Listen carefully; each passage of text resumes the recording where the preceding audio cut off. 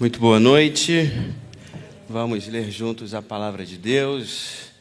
Nós vamos ler hoje o Evangelho de Lucas novamente, mas no capítulo 12. Semana passada a gente usou o capítulo 9 como referência, hoje eu quero ler o capítulo 12 de Lucas. Eu vou ler a partir do verso 1 até o versículo 12, mas antes eu queria introduzir aquilo que vou falar a partir desse texto de Lucas, lendo as bem-aventuranças, lá no Sermão do Monte, lá no capítulo 5 de Mateus. Jesus diz assim, no início do seu discurso para os discípulos: bem-aventurados os pobres em espírito, pois deles é o reino dos céus. Bem-aventurados os que choram, pois serão consolados. Bem-aventurados os humildes, pois eles receberão a terra por herança. Bem-aventurados que têm fome e sede de justiça, pois serão satisfeitos. Bem-aventurados os misericordiosos, pois obterão misericórdia. Bem-aventurados os puros de coração, pois verão a Deus. Bem-aventurados os pacificadores, pois serão chamados filhos de Deus. Bem-aventurados os perseguidos por causa da justiça, pois deles é o reino dos céus. Bom, diversas dessas características mostram para nós virtudes ou posicionamentos que teoricamente são contrários àquilo que a gente espera de uma vida feliz. Como você bem sabe, o termo bem-aventurado, de uma forma mais simples, principalmente na nova tradução, na linguagem de hoje, é traduzido direto por feliz ou felizes. Os bem-aventurados são aqueles que são felizes, mas os adjetivos colocados ao lado, ou as expressões colocadas ao lado dessa expressão de felicidade, por vezes contrastam muito com os nossos parâmetros de vida. E por vezes, quando nós meditamos nesse trecho, nessas bem-aventuranças, nós buscamos nesses adjetivos, nós buscamos nessa identificação do que chora, do misericordioso, do que tem sede e fome de justiça, como o grande diferencial da vida do cristão. E não é isso que Jesus está dizendo aqui. O grande diferencial da vida do cristão é que ele é feliz mesmo chorando. Porque gente que chora tem no mundo inteiro. Gente que tem sede de justiça, mesmo que seja sua e mesmo que seja uma vingança momentânea, tem para tudo quanto é canto. Gente misericordiosa e compassiva tem fora da igreja também, gente. A gente não tem que se achar os donos da bola, não. Mas a grande diferença que Jesus chama os seus discípulos a perceberem é que esse seria uma vida feliz e um caminho conhecido. Porque a bem-aventurança no hebraico, que é um termo hebraico, na verdade, traduzido aqui no grego, significa aqueles que têm confiança no seu caminho. Não é só uma questão de felicidade, mas são aqueles que não estão perdidos na vida. Não estão chorando porque não tem rumo. Não estão chorando porque a vida é triste apenas. Estão chorando porque têm sensibilidade ao mundo. Estão chorando porque, diante do reino dos céus, vê o reino da terra sucumbindo, vê a maldade que percorre a nossa terra, faz a gente chorar. Os discípulos de Jesus estão nessa terra chorando porque sabem que existe uma possibilidade de um reino que não é dominado por tanta maldade assim. Dito isso, eu quero ler Lucas capítulo 12 com vocês. Porque me parece que algo que é oposto ao Evangelho, ou oposto ao discipulado de Jesus, é andar perdido. Se bem-aventurado é aquele que conhece, tem confiança no seu caminho, aquele que anda perdido, ou aquele que perde-se de si, perde-se dos outros, perde-se de Deus, está correndo um sério risco de se desviar desse caminho de discipulado de Jesus. E Jesus está conversando aqui com seus discípulos no capítulo 12, assim Lucas registra, uma conversa muito própria. E eu queria chamar a atenção dela dessa forma. Nesse meio tempo, Lucas estava aqui narrando, o Sermão do Monte, ele é dividido por Lucas durante o seu escrito. Então existe a pergunta dos discípulos no capítulo 11, de como nós devemos orar ensina-nos a orar como João ensinou os seus discípulos. Nesse mesmo capítulo 11, que é o anterior a esse, Jesus é convidado por um fariseu para estar com ele, para comer com ele. E o fariseu fica escandalizado porque Jesus não se purifica cerimonialmente para participar da refeição. E então Jesus fala para o fariseu: olha, você está preocupado em eu me lavar por fora, mas eu quero te dizer que existe um exterior e existe um interior.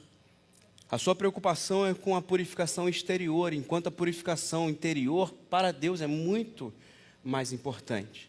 E é por isso que Lucas está falando, nesse meio tempo, se ajunta uma multidão diante de Jesus, milhares de pessoas, ao ponto de se atropelarem umas às outras. Jesus começou a falar primeiramente a seus discípulos, dizendo: tenham cuidado com o fermento dos fariseus, que é a hipocrisia. Não há nada escondido que não venha a ser descoberto, ou oculto que não venha a ser conhecido. O que vocês disseram nas trevas será ouvido à luz do dia, e o que vocês sussurraram aos ouvidos dentro de casa será proclamado dos telhados. E eu lhes digo, meus amigos, não tenham medo dos que matam o corpo e depois nada mais podem fazer, mas eu lhes mostrarei a quem vocês devem temer. Temam aquele que, depois de matar o corpo, tem poder para lançar no inferno. Sim, eu lhes digo, esse vocês devem temer. Não se vendem 5 pardais por 2 moedinhas? Contudo, nenhum deles é esquecido por Deus. Até os cabelos da cabeça de vocês estão todos contados. Não tenham medo, vocês valem mais do que muitos pardais. Eu lhes digo, quem me confessar diante dos homens, também o Filho do Homem o confessará diante dos anjos de Deus. Mas aquele que me negar diante dos homens, será negado diante dos anjos de Deus. Todo aquele que disser uma palavra contra o Filho do Homem será perdoado, mas quem blasfemar contra o Espírito Santo não será perdoado. Que Deus fale no nosso coração a partir dessa palavra.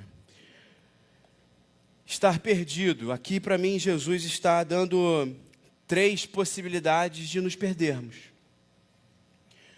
Jesus está muito preocupado, como falei ali no capítulo 9 de Lucas. Jesus está começando um processo de preparação de sua despedida para os discípulos. Jesus não ficaria com eles, como o evangelista João nos afirma. Jesus deixa muito claro, olha, é necessário que eu vá para que venha um outro Consolador e lhes ensine as minhas coisas. Vocês não ficarão órfãos, mas eu não estarei aqui presente fisicamente, então vocês precisam ficar preparados para aquilo que acontecerá. E uma dessas preparações de Jesus, para mim, é deixar muito claro aquilo que é antagônico à sua mensagem.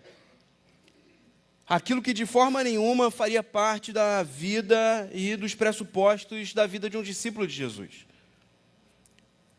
E nesse texto de Lucas 12, 3 alertas para a gente, 3 alertas para os discípulos e 3 alertas para a nossa vida, de uma forma muito prática. Primeiro, Jesus, para mim, fala para eles sobre a possibilidade de perderem-se de si mesmos.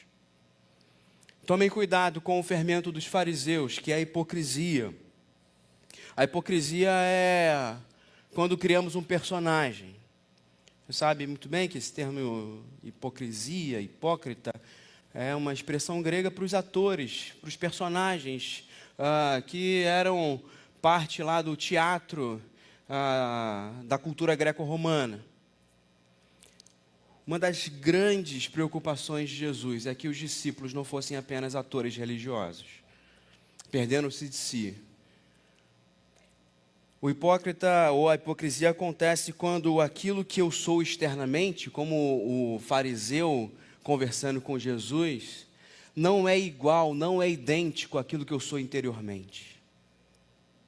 Há uma dissonância, há uma dissociação de imagem, há algo que se perde em mim. Parece que quando eu entro aqui nos portões da igreja, uma caricatura vem sobre a minha vida e eu me torno crente. E eu pareço crente, e eu sei as coisas de crente, mas há nitidamente para mim uma hora que isso acaba também. Há uma hora que essa atuação acaba, há uma hora que esse personagem sai de cena e eu volto para minha casa e eu volto a ser quem sou. Jesus está preocupado dos seus discípulos estarem tão entusiasmados com a ideia do reino messiânico, tão focados na restauração de Israel e não perceberem que a verdadeira obra que ele estava fazendo era uma transformação para sempre do seu coração. É por isso que no capítulo 11, uma das coisas que Jesus fala é, olha, assim como forem os seus olhos, os olhos são a candeia do corpo. Se os seus olhos forem bons, todo o seu corpo será luz, mas se os seus olhos não forem bons, que grandes trevas há em você. Se você não olha para a vida a partir daquilo que eu ensino, se você não olha para a vida, para toda a vida, não para a vida religiosa, mas se você não olha para a sua casa, para o seu trabalho, para a sua ética, para aquilo que você é, a partir daquilo que eu estou ensinando, olha, os seus olhos parecem bons, mas são olhos religiosos, porque dentro de você nada foi feito. Porque se você ainda não conseguiu olhar para a vida a partir de mim, ainda há uma obra a ser feita dentro do seu coração.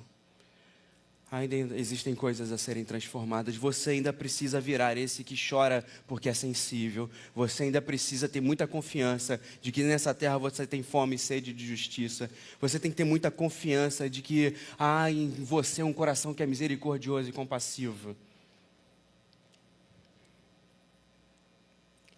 Perder-se de si é um problema danado, gente.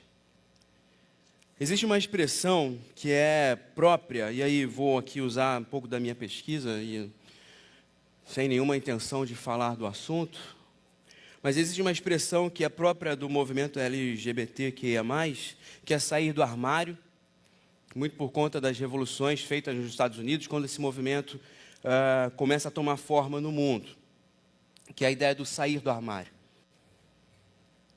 A gente fala isso, infelizmente, como termo pejorativo, como parte da nossa homofobia, mas eu acho que muito crente devia sair do armário. Eu acho que é um desafio enorme do Evangelho da gente sair do armário.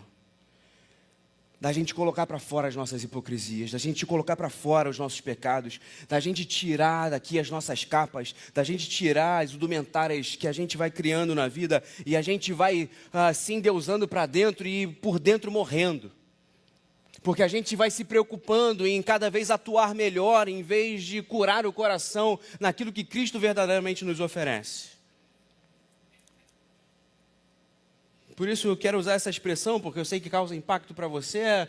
Será que você tem coragem de sair do armário e falar assim, olha, eu preciso de arrependimento. Eu não sou esse crente que eu pareço aqui. Eu não sou essa pessoa tão bondosa que eu pareço nos ministérios, nas relações, em casa. Olha, eu não sou assim. Olha, me falta misericórdia, me falta compaixão. Eu sou cheio de medos, eu não sou tão confiante assim. Olha, a minha fé é muito menor do que parece. Para mim é isso que Jesus espera dos seus discípulos, e é isso que Jesus está ensinando para aquela multidão. Olha, não é sobre ser esse fariseu que está nas esquinas com longas preces, é sobre ser um publicano que bate no coração e fala assim, ai de mim que sou pecador. Não é sobre atuar bem, é sobre ser alguém em Cristo. É sobre como nós cantamos e encontrar nele esse outro que faz a gente outras pessoas. E só faz isso quem sai do armário. Só faz isso quem tem coragem de se enfrentar. Só faz isso quem tem coragem de confessar. E talvez uma das práticas que mais perdemos ao longo do tempo como igreja é a confissão de pecados, porque dá uma vergonha danada ser a gente. Dá uma vergonha muito grande ser a gente, mas olha, a única solução que nós temos para a nossa vida nessa noite diante de Jesus é sermos nós. Sermos quem somos diante dele e falar, olha Senhor, esse sou eu. Porque a mensagem que nós pregamos de, olha, venha como estás, não é só para o não crente. Continua a ser para a gente. Continua a ser uma necessidade nossa. Continua a ser um caminho do cristão, confessar e pedir ao Senhor que diante de quem somos, nos transforme para que não fiquemos os mesmos. E é por isso que Jesus está falando, olha, tome cuidado com o fermento dos fariseus, essa coisa tão pequena. Talvez a mínima medida de uma receita. A mínima medida de uma receita. aquilo que você acha que é mais sutil na sua vida, e essa, como falei semana passada, que Paulo usa lá em Efésios 6, essas sutilezas que vão transformando a gente em máquinas religiosas e vão tirando esse coração moldável do Senhor. Por isso a primeira coisa que Jesus talvez esteja nos alertando é, olha, não perca-se de você. Não dissocia o coração da imagem. Não se afasta de quem você é. E se há diversos benefícios vindo do Espírito de Deus para a sua vida, se há ministérios e dons vindos do Senhor, não perca-se disso. Assuma isso para a sua vida. Não afaste-se disso. Mas se existem também aquelas áreas que precisam ser trabalhadas, mudadas, moldadas por Deus, olha, também não afaste-se delas, porque essas também estão diante do Senhor e serão trabalhadas por Deus. Nós não estamos aqui só para apresentar os benefícios da nossa presença. Você sabe que a gente acha que acostumou um pouco com as métricas e com as técnicas de venda, e a gente só vende benefício. Quais são os benefícios da minha presença nessa igreja? E não é só isso que a igreja precisa estar interessada. A igreja não está interessada somente nos benefícios que a convivência traz. Ou a igreja não deveria estar preocupada somente com os benefícios que a convivência traz. Porque se há lá um chamado nas cartas paulinas da gente suportar os fracos, se há um chamado de Tiago para a gente confessar os nossos pecados, é porque muito naturalmente existem prejuízos nas relações. E nós não precisamos ficar tentando contabilizar só o quanto nós engrandecemos essa igreja, porque sim, há partes erradas e vergonhosas na minha vida, não sei se existe na sua, mas na minha existem coisas que eu quero trabalhar e tratar diante de Jesus. O que a gente não pode nessa noite é continuar perdido da gente, contando uma história que não é nossa, falando sobre coisas que não passam por dentro, falando coisas que a gente sabe que agrada o povo, mas que no fundo a gente sabe que é hipocrisia. Mostrando que o copo está limpo por fora, mas por dentro o copo continua sujo. Jesus continua essa conversa aqui com os seus discípulos e muito claramente ele vai mostrar uma sequência de consequências desse perder-se de si, da hipocrisia. Todo esse texto para mim é sobre essa hipocrisia, que começa com essa ideia de ludibriar um pouco as pessoas. De alguma forma, os fariseus são fake news ambulante. É tudo mentira, é tudo artista, é tudo arte. Jesus vai dizer, olha, e parece que é desconexo, mas Jesus vai dizer, olha, não temam os que matam o corpo. Jesus está falando sobre esse prestar atenção em eu agradar e me beneficiar do aplauso dos outros. E eu conseguir com a minha vida religiosa atrair outras pessoas. Não temam essas pessoas. Porque esse temor é dissonante do Evangelho. Nós não estamos vivendo uma vida no Evangelho para agradar pessoas. De tanto que as bem-aventuranças acabam com, olha, bem-aventurados vocês quando perseguidos por meu nome.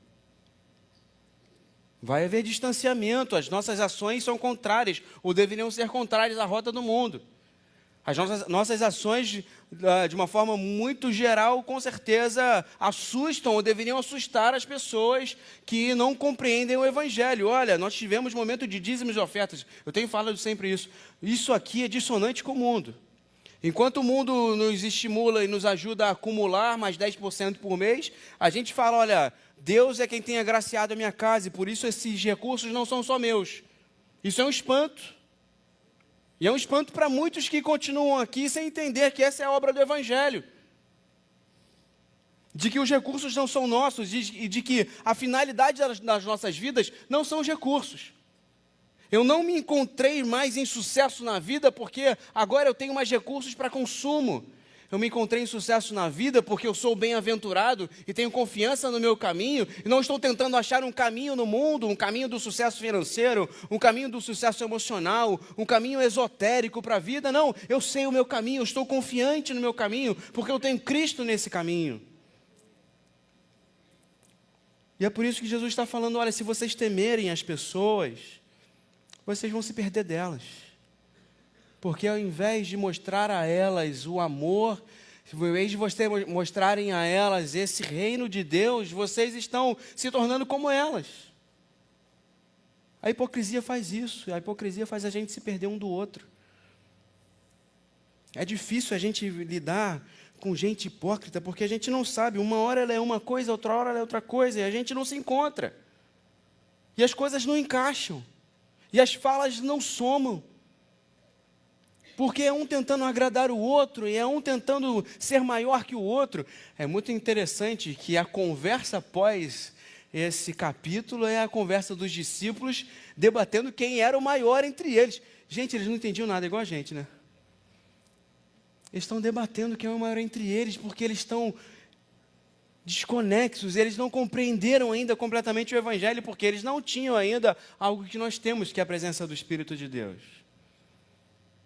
Enquanto você se mantém na hipocrisia, você se perde das pessoas, sabe por quê? Porque sua esposa te conhece, seu filho te conhece, seu marido te conhece, seu vizinho te conhece. E aí, se você tem uma imagem de crente aqui, mas lá fora no seu trabalho, na sua escola, na sua faculdade, você tem outra imagem, as pessoas reconhecem você. E elas se perdem de quem você é, porque elas não sabem quem somos. Elas não encontram o referencial, olha, aqui ele é um, aqui ele é outro. Aqui ela se comporta desse jeito, nossa, aqui ele canta, ela canta, e aqui ele xinga, ela xinga. Nossa, aqui ele é amável, ele abraça as pessoas, lá ele bate na mulher e ele agride o filho. A gente se perde. Porque os nossos personagens não são perfeitos. Chega uma hora, e geralmente nos lugares em que nós estamos mais confortáveis, que quem nós somos aparece e aparece voluntariamente.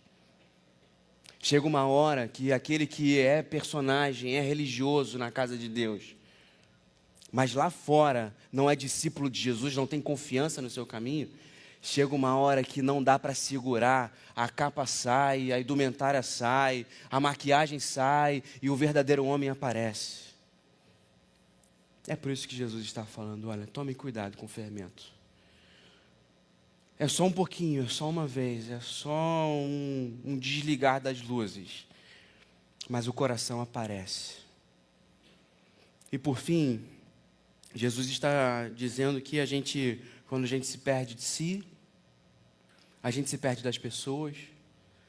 Mas por fim, Jesus diz algo que também parece ainda mais fora do contexto, parece ainda mais distante daquilo que a gente está elaborando sobre hipocrisia. E ele diz, olha, quem me confessar diante dos homens, também o Filho do Homem o confessará diante dos anjos de Deus, mas aquele que me negar diante dos homens, será negado diante dos homens de Deus. Todo aquele que disser uma palavra contra o Filho do Homem será perdoado, mas quem blasfemar contra o Espírito Santo não será perdoado. Para mim é uma ideia muito óbvia e muito clara de Jesus. Olha, se você se perdeu de você, se você se perdeu das pessoas, você já se perdeu de Deus. Você que vive atuando aqui, prega e faz as coisas acontecerem, canta e faz as coisas acontecerem, organiza e faz as coisas acontecerem. Olha, não é sobre aquilo que a gente faz acontecer, é sobre aquilo que a gente é em Deus. É sobre as virtudes que nascem no nosso coração, é sobre o fruto do Espírito em nós. Paulo deixa muito claro, principalmente ali na carta para a igreja de Filipos, que haveriam alguns que pregariam por inveja, por partidarismo, por egoísmo, por ganância. E Paulo diz, olha, deixem que eles preguem, de alguma forma eles estão fazendo alguma coisa. Jesus mesmo diz, olha, virão alguns que dirão, olha, em teu nome eu fiz tantas coisas. E ele dirá, apartai-vos de mim, porque eu não vos conheço, porque já se perderam de Deus. São cantores, artistas, mestres, professores, pastores, gente boa, mas gente que se perdeu de Deus, gente que na rota já confunde o personagem com a realidade, gente que no caminho se acostumou a sentar no banco e não usa esse momento aqui para avaliar o coração diante do Senhor e tomar decisões que realmente nos levem para um caminho seguro, nos levem para esse caminho conhecido, nos levem para esse caminho de felicidade. Eu, de uma forma muito simples, nessa noite, Queria convidar você a fazer isso, a sair do armário. E a falar assim: Senhor, eu quero ser teu, eu quero ser tua. Eu quero ser do Senhor, eu não quero ser crente só. Eu não quero ser evangélico apenas. Eu não quero ter uma identidade religiosa para o IBGE e não ter uma identidade em Cristo Jesus no meu coração. Eu quero ser conhecido no céu também. E eu quero que aqui na terra conheçam o céu a partir da minha vida. Eu quero que ao me mover, não somente ao atuar, mas ao me mover, ao estar comigo, e nas minhas mais simples palavras, as tuas palavras apareçam. Porque é bem verdade que o contrário também acontece. Quando você senta do lado de gente que é cheia de Deus, não precisa falar muito, mas do pouco que fala já acalma. O pouco que fala já traz confiança, o pouco que fala já vê que não está querendo convencer a gente de nada, o pouco que fala já abençoa a gente, já conta uma história verdadeira, uma história real que a gente vê, nossa, aí existe uma vida poderosa e preciosa para Deus, que geralmente são as menores. E essa palavra tem esse sentido também. Se você se sente como esses menores, que não atuam e nem aparecem, não são reconhecidos nem têm cargos, mas se movem por Deus e têm Deus em si, meu irmão, minha irmã, continue assim para a glória do Senhor. Não queira os grandes palcos, porque não é isso que agrada, não é isso que convence a Deus. O que convence a Deus é o nosso dia a dia, as nossas peculiaridades, o nosso caminhar simples e diário com Ele, com a nossa família, com os nossos irmãos. Se a gente puder ser conhecido não só como uma igreja que produz coisa muito boa, mas uma igreja que é de verdade, cheia de discípulos do Senhor, eu tenho certeza que essa é a vontade dele nessa noite. E isso passa pela minha e pela sua decisão, Senhor. Passa pela minha e pela sua decisão de olhar para essa caricatura que nós criamos e falar assim: não, eu não quero mais isso, eu preciso dar uns passos para trás, eu preciso retomar algumas coisas diante de Deus. Mas eu quero também, de uma terceira forma, convidar você que foi vítima de artistas. Porque nas nossas igrejas nós estamos cheios de pessoas que foram magoadas, entristecidas por personagens vestidos de líderes religiosos, que no púlpito ou na gestão eclesiástica abençoam, mas nas relações particulares amaldiçoam, empobrecem e entristecem. Tem muita gente entristecida porque descobre quando aquele ou aquela que era referencial, na verdade, são um copo sujo por dentro. Esse texto para mim também é um chamado de Jesus, da gente sair também de uma relação muito simplista da igreja e a gente entender que haverá nesse caminho, haverão pessoas nesse caminho que nos ferirão, porque não são verdadeiramente aquilo que falam. Esses fariseus são os que ferem Jesus. Esses fariseus e mestres da lei e os líderes religiosos são aqueles que incitam a comunidade contra Jesus a ponto de crucificá-lo. Sim, existem pessoas que nos ferem, mas nós que somos, nós que temos Deus com a gente, nós que somos de Jesus, não devemos nos apartar do convívio da igreja por conta desses. Pelo contrário, a igreja precisa cada vez mais da presença de gente simples que quer Jesus no coração e quer se parecer com seu mestre. A igreja precisa cada vez mais se fortalecer em confiança, em decisão confiante, em ser como Jesus, em levantar Cristo em sua vida e mostrar Jesus em sua vida de uma forma verdadeira, de uma forma contrita, porque existirão muitos falsos cristos e muitos falsos profetas. Essa é a mensagem no final dos tempos. Do contrário de ver guerra e tentar ficar falando, a preocupação era muito mais da gente perder as ovelhas de Jesus. Então eu quero chamar você nessa noite para tomar uma decisão diante de Jesus. Eu quero realmente te convidar a deixar o personagem. Você sabe que eu, na minha carreira pastoral, já tive a enorme alegria de ser o Quaquito. Todo mundo sabe quem é o Quaquito? O Quaquito é uma música infantil da Aline Barros, eu acho. Eu acho que é da Aline Barros, né? É. Então, eu fui para uma praça na Tijuca e vesti o coaquito. E a gente vai de coaquito para a vida, e a gente esquece de tirar o coaquito da gente. O coaquito é um pato. E às vezes, eu vou falar uma coisa para você. Aquilo que você tenta parecer é mais feio e mais ridículo do que a preciosidade do que Deus pode fazer na sua vida se você tirar sua vestimenta, se você tirar sua capa e deixar realmente Jesus fazer uma obra no seu coração. Às vezes você só está sendo coaquito e acha que está arrebentando. Enquanto Deus só quer que você seja o André, a Esther, a Raquel, o Vinícius. Deus só quer que você seja você.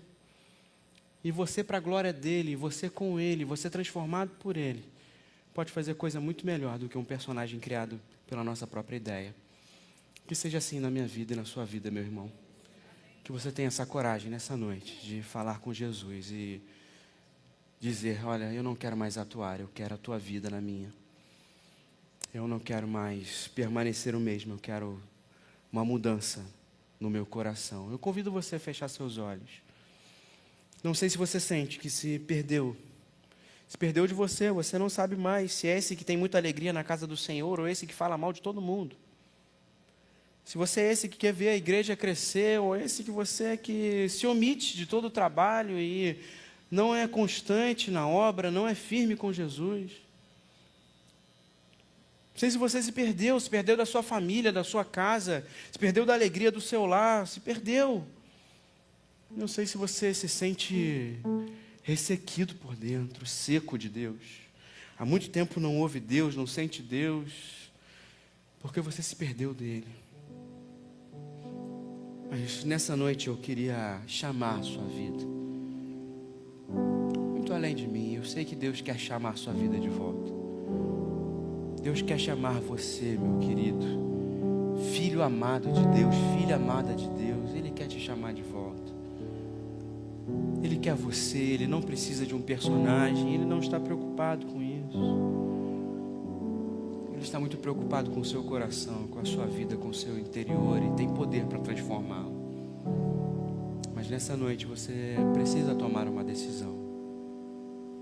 E você precisa falar algo para Ele. Talvez você nunca tenha tomado essa decisão. E de alguma forma você sente isso, você está vivendo uma vida de personagens. Você está vivendo uma vida perdido de si, das pessoas, perdido de Deus, perdido de propósitos, perdido de alegrias e felicidade. E nessa noite Deus tem essa proposta para a sua vida. Olha, você pode encontrar isso em mim. E eu posso fazer com que você se encontre contigo. E eu refaça o seu interior, refaça a sua vida. E assim você possa se reconectar com as pessoas e comigo. Eu quero orar por você. Quero orar pela sua vida. E eu quero saber se há alguém nessa noite que está falando com Jesus dessa forma. Senhor, eu quero me conectar contigo. Eu quero a tua vida na minha. Eu não quero ser um personagem. Eu não quero andar perdido, dissociado. Eu não quero ser apenas um religioso, mas eu quero ter essa alegria, esse caminho confiante. Eu quero ter Jesus no meu coração. Alguém nessa noite que esteja tomando essa decisão, levante bem alto a sua mão. Eu quero orar por você. Amém. Deus te abençoe aqui na frente. Mais alguém nessa noite está tomando uma decisão? Levanta bem alto a sua mão para eu ver. Mais alguém? Eu quero orar pela sua vida. Esse é o momento de você tomar essa decisão, e uma decisão tão séria dessa precisa de apoio, e nós queremos apoiar você para isso. Levanta a sua mão, eu quero orar pela sua vida. Há mais alguém? Senhor Jesus, nessa noite eu quero te render graças, porque o Senhor não aceita aquilo que parece ser bom, mas o Senhor aceita nós quebrados por dentro. O Senhor aceita pessoas com todo tipo de pecados e erros, e pega essas pessoas que por vezes não são aceitas, mas transforma o coração e dá propósito, e dá alegria, e dá vida, e dá justiça, e dá salvação. Por isso que nós confessamos aqui é que somos essas pessoas, Senhor. Não somos somente pastores e líderes, não somos somente artistas, cantores e músicos, mas somos, antes de tudo, pessoas que carecem do Senhor, que precisam do Teu toque, que querem uma transformação de vida e que continuam Te buscando, continuam dependentes do Senhor, continuam querendo a Sua presença. E para essas vidas, Senhor, que nessa noite tomaram decisões, e para outras que estão aqui em seu interior, clamando a Ti por misericórdia, assim, Deus, recebe esses corações e dá realmente um quebrantamento e uma sabedoria que vem do Senhor, para que possamos vencer as nossas maldades, possamos vencer essa parte nossa que parece não se render a Ti. Mas que nessa noite, Senhor, nesse encontro que estamos tendo aqui, sim, o Teu Espírito marque nossos corações e a nossa decisão concreta e constante possa permitir uma mudança real de vida nossa. É isso que eu Te peço, Senhor, e já Te agradeço, em nome de Jesus. Amém.